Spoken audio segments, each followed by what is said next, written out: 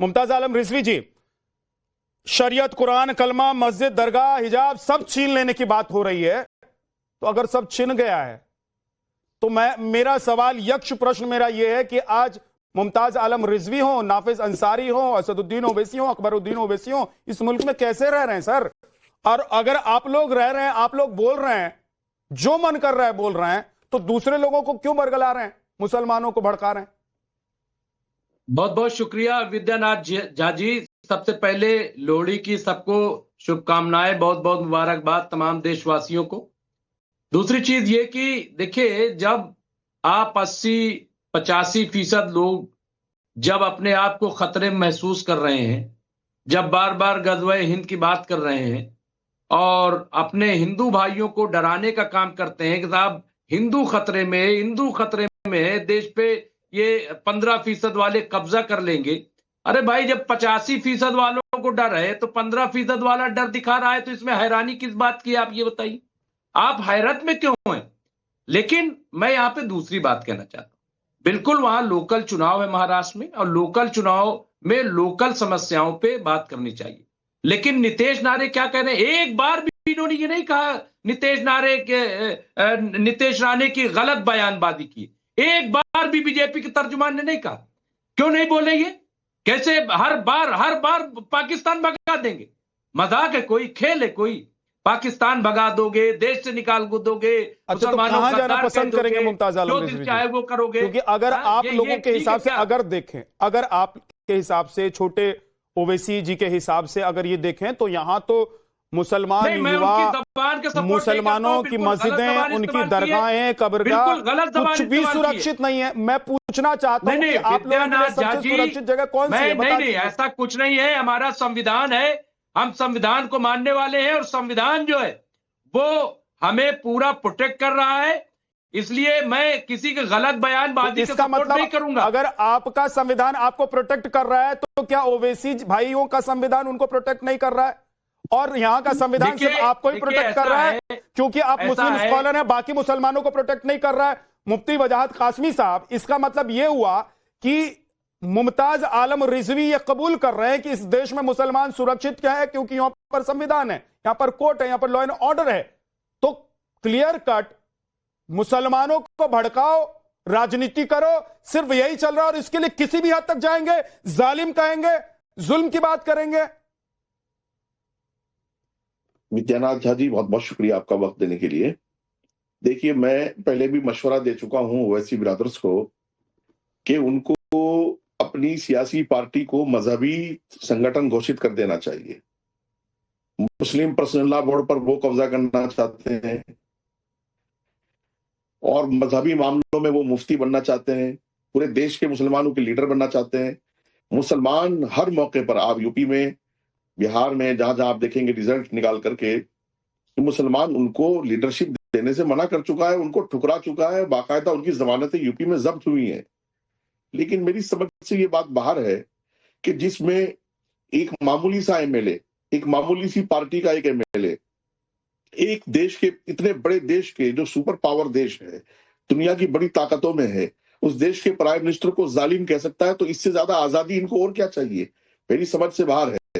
और मैं देख रहा हूं वो उलमा के साथ भी कितनी बदतमीजी, मौलाना सज्जाद नोमानी के साथ और वो मुफ्ती हारून के साथ मालेगांव में। यानी मैं उलमा से अपील करूंगा आज आपके चैनल के माध्यम से कि अगर आपने इस ओवैसी ब्रदर पर, दोनों भाइयों पर लगाम नहीं लगाई, तो ये दीन का भी सत्यानाश करेंगे, राजनीति का तो सत्यानाश कर दिया। मुसलमान इस कदर शर्मिंदा है और इस कदर परेशान इन लोगों से हो चुका है, इनको मुसलमान लीडर मानता नहीं है, जबरदस्ती अपनी लीडरशिप थोपने की कोशिश कर रहे हैं। भाई, संभल का मामला कोर्ट में है, वो बैरिस्टर है दोनों भाई, इतनी तमीज और इतना सलीका उनको नहीं है कि देश कानून से चल रहा है। सुप्रीम कोर्ट ने राम मंदिर का फैसला दिया, तब भी ये लोग क्या बातें कर रहे थे, काशी मथुरा के लिए इनके क्या ख्यालात हैं, वो सब जानते हैं, पूरा देश जानता है। और मालेगांव के या वहां बीएमसी के चुनाव में, बहुत छोटे से चुनाव में, आप इतने बड़े मुद्दों पर, संभल जैसे मुद्दों पर बात कर रहे हो, और आपको ये जानकारी नहीं है कि वो मसला कोर्ट में है और कोर्ट में सरकार जवाब दे चुकी है, हिंदू पक्ष जवाब दे चुका है, मुसलमान पक्ष हाथ पे हाथ रख के बैठा है। अरे भाई, आप जाओ मुसलमान पक्ष की तरफ से और जाके वहां जवाब दो, कोर्ट में लड़ो, कानूनी लड़ाई लड़ो। लेकिन वो जिना के जरासीम इन दोनों भाइयों में है ना, वो टू नेशन थ्योरी को जिंदा करना चाहते हैं। के टुकड़े करने का और संविधान को तहस नहस करने का इरादा इन दोनों भाइयों का है। इसलिए कभी ये भड़काने के लिए इस देश के 100 करोड़ हिंदुओं का अपमान करते हैं, कभी माता सीता का अपमान करते हैं, कभी श्री राम का अपमान करते हैं, और ये कोशिश होती है कि किसी तरह हिंदू बढ़ के, किसी तरह मुसलमान बढ़ के, यानी मंदिर मस्जिद दोनों के नाम पर भड़काने का काम हो रहा है। और मैं इस देश के मुसलमानों को ये अपील कर दूं कि ये राजनीतिक और मजहबी दोनों तरीके से ठेकेदार बनना चाह रहे हैं, इसलिए इनको लगाम लगानी चाहिए। अश्विनी मिश्रा जी निंदा करता हूं। ठीक है, ओके सर। अश्विनी मिश्रा जी, मैं आपके पास आऊं, लेकिन उससे पहले नाफिस अंसारी जवाब देना चाहते हैं जल्दी से, 20 सेकंड में। नाफिस। मुफ्ती साहब बहुत इज्जत के साथ, मर्यादा के साथ मुफ्ती साहब ने बहुत गैर जिम्मेदाराना बयान दिया। मुफ्ती साहब का ओवैसी साहब को जिन्ना से मिलाना, मुफ्ती साहब का ओवैसी जी को जिन्ना के जरासीम है, जिन्ना के जरासीम है। आपको शर्म नहीं आती? आप 100 करोड़ हिंदुओं की इज्जत नहीं कर सकते इस देश में, आप मंदिर की इज्जत नहीं कर सकते, आप मस्जिद की इज्जत नहीं कर सकते, आप संविधान की इज्जत नहीं कर सकते। तो आप सोचो तो सही, आप किस मोड़ पर खड़े हो, आप किस रास्ते पर खड़े हो? आप देश के मुसलमान हिंदुओं को आपस में लड़ाना चाहते हो क्या? आप ये चाहते हो कि देश का हिंदू मुसलमान एक दूसरे के आमने सामने लड़े आकर?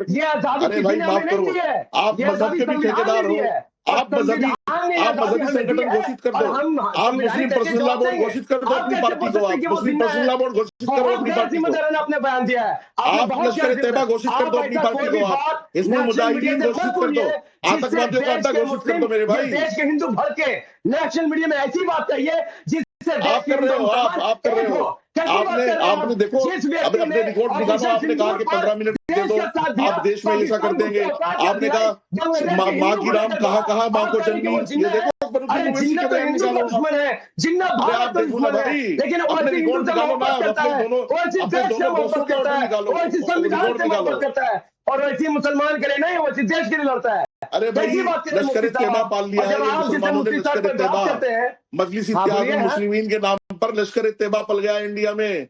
इसका मुसलमानों को खंडन करना होगा। देखिए आप मजहब के भी ठेकेदार हो, आप राजनीति के भी ठेकेदार हो। देश के साथ गद्दारी करेगा, आतंकवाद फैलाएगा, तूने मैं क्या उसको हमारी पार्टियां मुस्लिम समाज के लिए कभी रैली नहीं निकालेगी। आप अफजल गुरु को कहोगे, आप अफजल गुरु को कहोगे टीवी पर बलात्कारी को कहोगे, आप जो है लाल किला बलास्ट की, आप लाल किला बलास्ट जितने मुल्की कैसे उनकी फांसी की मांग करोगे करो। आपकी पार्टी के नाम में ही मुसलमान है, आपकी पार्टी के नाम में ही मुसलमान है, तो ये बताने की जरूरत नहीं है बार बार नाफिस कि आपकी पार्टी का मकसद क्या है, आप लोग किस वर्ग को संबोधित करते हैं, किस समुदाय को संबोधित करते हैं, और आप अपनी पार्टी की तरफ से कहां पर अपना उम्मीदवार उतारते हैं, ये पूरा देश जानता है। अब आप बताने की जरूरत नहीं है, अब ये आपको ना बताने की जरूरत है ना मुझे बताने की जरूरत है, ये पूरा देश जान चुका है। अश्विनी मिश्रा जी, क्या छोटे और बड़े ओवैसी मुसलमानों को सच का आईना दिखा रहे हैं या बरगला रहे हैं, डर फैला रहे हैं, ताकि इस मुल्क में मुस्लिम समुदाय के लोग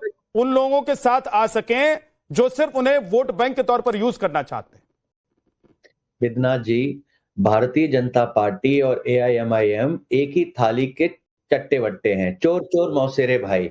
इन दोनों लोगों का काम है इस देश के हिंदू और मुसलमानों को आपस में लड़ाना, इसी से इनकी राजनीति होती है। भारतीय जनता पार्टी के प्रवक्ता भी कभी विकास की बात नहीं करते, विकास की राजनीति नहीं करते, विकास के नाम पे वोट नहीं मांगते, और यही सेम ढर्रा जो है AIMIM और ओवैसी जी का है। तो मुझे लगता है इनकी राजनीतिक रोटियां सिर्फ हिंदू मुस्लिम करने से सीखती हैं और बड़ी जल्दी दोनों ठेकेदार बन जाते हैं। वो कह रहे हैं हमने मंदिर बनवाया, हमने मंदिर का फैसला करवाया, वो कह रहे हैं हमने मस्जिद दान कर दी। अरे आप लोग थे कहां पर? आप लोगों का क्या कंट्रीब्यूशन है? आप समुदाय को रिप्रेजेंट नहीं करते, ना हिंदुओं को रिप्रेजेंट करते हो, ना मुसलमानों को रिप्रेजेंट करते हो। इस देश का नागरिक जो है वो संविधान को मानने वाला है, ये हिंदू मुस्लिम की डिबेट में नहीं पड़ने वाला है बार बार। लेकिन आप जो है सारी राजनीतिक चुनौतियों को हिंदू मुस्लिम पर ला करके खड़ा कर देते हैं। हमारी पार्टी इसका पुरजोर विरोध करती है। हम चाहते हैं इस देश में बहस हो तो विकास के नाम की बहस हो और रोजगार पे बहस हो। ये हिंदू मुस्लिम बार बार डिबेट करना, मुझे लगता है ये कहीं ना कहीं ध्रुवीकरण की राजनीति को बढ़ावा देने वाली बात है और कुछ नहीं है। मैं इन दोनों ही नेताओं के वक्तव्य का पुरजोर विरोध करता हूँ। आनंद जी, मैं जवाब देता हूँ प्लीज। देखिए सुन लीजिए, देखिए हम भी यही चाहते हैं कि विकास पर ही हमेशा बात हो, लेकिन अभी मणिशंकर अय्यर जी ने बताया कि हिंदुत्व क्या होता है। राहुल गांधी जी कहते हैं मूर्तियों में शक्ति नहीं होती है, कहते हैं मंदिर में लोग जूता चुराने जाते हैं। तो ये तो राहुल गांधी के बयान है भाई, हम थोड़े ना कह रहे हैं। हिंदू मुस्लिम तो आप करना चाहते हैं। इस देश में दंगे आपने करवाए, हिंदू मुस्लिम नहीं करना चाहते, खिलाफ दंगा आपने करवाया। मुस्लिम नहीं इस करना देश चाहते, में करना चाहते हैं। आपने जितना नुकसान हिंदुओं को किया है, कार्यकाल में आपने जितना नुकसान हिंदुओं को किया है, हिंदू अश्वनी जी एक एक करके, अश्वनी जी एक एक करके उसको आपकी मैं जवाब देना चाहूंगा आपकी पार्टी की जो कुर्सी थी सत्ता की, वो तो न जाने कितने बेगुनाहों की लाशों पर रख के बनाई गई थी। सबसे ज्यादा इस देश में सांप्रदायिक नफरत की राजनीति अगर किसी ने की है तो कांग्रेस पार्टी ने की है। देश का बंटवारा कराया आपने, सिखों के खिलाफ कत्लेआम करवाया आपने, देश में एक बड़े से बड़े भागलपुर से लेकर और मेरठ से लेकर जितने भी दंगे हुए आपने कराए, संविधान की हत्या आपने की। और आप कह रहे हैं, हमसे पूछ रहे हैं, चिल्लाने से यहाँ झूठ सच नहीं हो जाएगा। इतिहास को आप झूठा बता सकते हैं, बदल नहीं सकते। इतिहास पता है, आप इसमें वही राजनीति कर रहे हैं जो जिन्ना और सावरकर और श्यामा प्रसाद मुखर्जी मिलकर करते थे। वही इसमें भारतीय जनता पार्टी और AIMIM मिलकर राजनीति कर रही है। थाली के छत्ते के लहू बहाए। विश्वनाथ जी, रही बात ये आप समझ लीजिए, बताता हूँ आपको, हिंदू और हिंदू इसीलिए शायर ने कहा था कि खंजर पे कोई दाग न दामन पे कोई चीट, तुम कत्ल करे हो कि करामात करे हो। तो आप वो लोग हैं जिन्होंने हमेशा सांप्रदायिक राजनीति को बढ़ावा दिया। आनंद जी एक सेकंड, अब उनको सुन लीजिए, वो आपको जवाब दे रहे हैं, सुन लीजिए। नरेंद्र मोदी है, बहुत बड़ा अंतर है। आपको हिंदुत्व का मतलब समझा देता हूं मैं। हिंदू राम है, हिंदुत्व रावण है। हिंदू कॉन्स्टिट्यूशन है, हिंदुत्व मनुस्मृति है। चलिए, ईसाई और ईसाइयत दत्त है, विवेकानंद है, और ईसाई और ईसाइयत में फर्क बता दीजिए मुझे। बिस्मिल और ईसाई और ईसाइयत में बता दीजिए, मुसलमान और इस्लाम में बता दीजिए। हिम्मत नहीं है आपकी बोलने की, ना आपकी पार्टी बोल पाएगी, लेकिन हिंदू और हिंदुत्व पे जरूर आप चर्चा करेंगे, क्योंकि आपकी पार्टी के तो नेता भी हिंदू नहीं है भाई।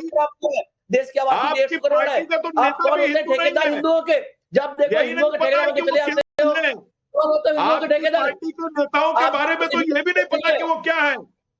आप हिंदुत्व की परिभाषा देंगे? आप हिंदुत्व की परिभाषा देंगे?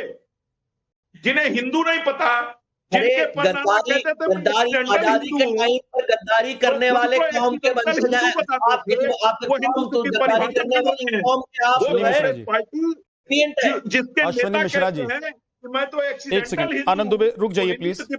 अश्विनी मिश्रा जी, आप कहते कुछ हैं और सोचते कुछ हैं। विद इन 30 सेकेंड ये रिफ्लेक्ट हो गया अश्विनी मिश्रा जी कि आप जो बोल रहे हैं और आपके अंदर जो चल रहा है उन दोनों में कितना फर्क है। आप कह रहे थे कि हम हिंदू मुसलमान नहीं करते, सिर्फ हिंदू को तोड़ते हैं आप लोग, और मुसलमान को अलग रखते हैं, क्योंकि हिंदू से हिंदुत्व को अलग करते हैं, ब्राह्मण से दलित को अलग करते हैं। आप लोग सिर्फ हिंदू को तोड़ते हैं ना, क्योंकि आप लोगों को पता है कि मुसलमानों को एक साथ रखो और हिंदुओं को तोड़ दो।